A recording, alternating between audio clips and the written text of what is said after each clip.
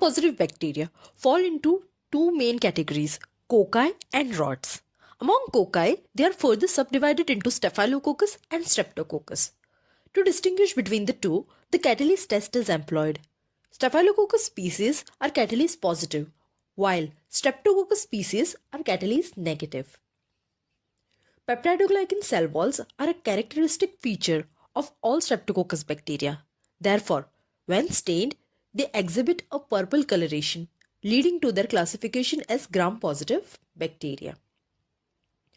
Streptococcus bacteria exhibit various hemolytic patterns, including alpha, beta, and gamma hemolysis.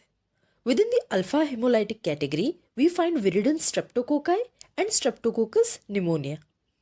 Alpha hemolysis means partial oxidation of red hemoglobin to green methhemoglobin. In contrast, Streptococcus gallolyticus and Enterococcus fall under the gamma hemolytic category, where there is no oxidation, therefore no color.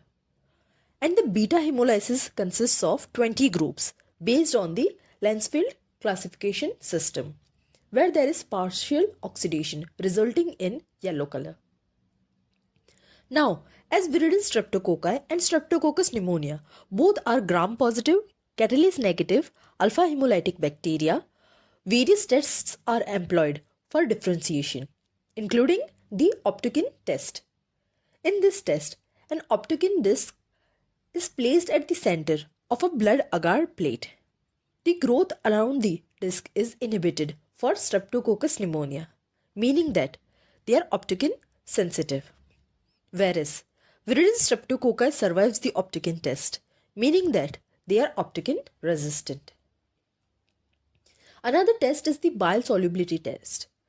Streptococcus pneumonia exhibits susceptibility to bile, resulting in lysis, whereas Viridans Streptococci remain unaffected and do not undergo lysis. Another method for distinguishing between alpha hemolytic streptococci is the insulin fermentation test. Streptococcus pneumonia typically yields a positive result, indicating fermentation, while Viridans Streptococci typically yield a negative result. Viridans Streptococci group has many members, including Streptococcus sanguis, Streptococcus mutans, Streptococcus salivarius, Streptococcus mitis, and Streptococcus angiosus.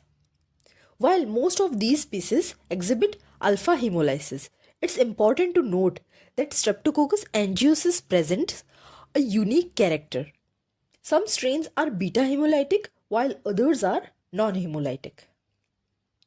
Among the various members of Viridans Streptococci, Streptococcus mutans and Streptococcus mitis are notably associated with the development of dental caries. In contrast, Streptococcus angiosus contributes to dental health.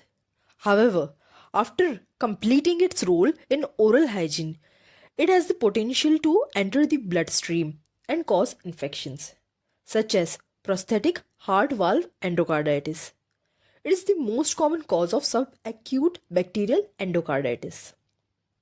Another noteworthy member within the Viridans Streptococci group is Streptococcus intermedius. It's important to note that while Streptococcus intermedius is often discussed independently, it is considered a subgroup of Streptococcus angiosus rather than a distinct member. Unlike other streptococci, Streptococcus intermedius is not typically associated with infective endocarditis. However, it has the potential to enter the bloodstream and affect other organs, such as brain and liver. For diagnosis, various methods are employed to detect Streptococcus infections. As it infects the brain and liver, CT scans are utilized to visualize any masses or abscesses within organs. Additionally, cultures from abscesses are conducted to isolate and identify the presence of the bacterium. Blood cultures are also conducted to detect its presence in the bloodstream. Echocardiography is also performed to assess for prosthetic heart valve endocarditis.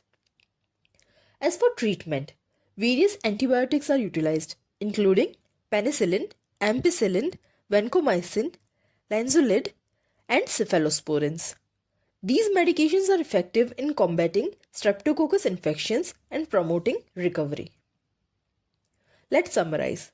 Viridans Streptococci are alpha hemolytic gram-positive cocci who are optogen resistant, bile insoluble, and typically yields positive results for insulin fermentation. Viridans Streptococci group has many members including Streptococcus sanguis, Streptococcus mutans, Streptococcus salivarius, Streptococcus mitis, and Streptococcus angiosus. Viridans Streptococci are commonly found as part of the normal microbiota inhabiting the oropharynx. Among them, Streptococcus mutans and mitis are known for their involvement in dental caries, while Streptococcus sanguis promotes dental health but may contribute to prosthetic heart valve endocarditis.